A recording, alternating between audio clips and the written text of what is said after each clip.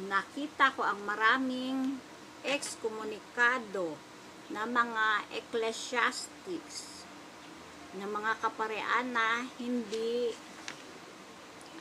concerned about it sa kanilang pagiging excommunicated o maging aware man lang dito.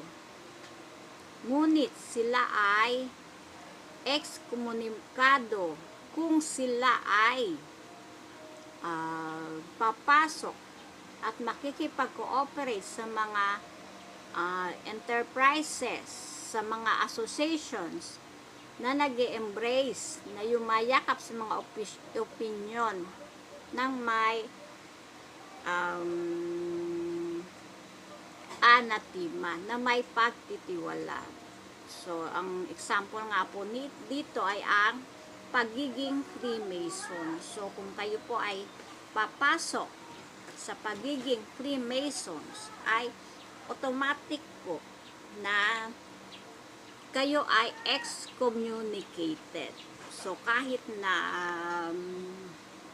hindi niyo alam na ang pagpasok sa Freemasons ay magiging bunga ng inyong pagiging excommunicado. So, tanggal po agad kayo sa simbahan. So, ang inyong pong mga panalangin, ang inyong mga ginagawa ay wala na pong bunga dahil tanggal na kayo sa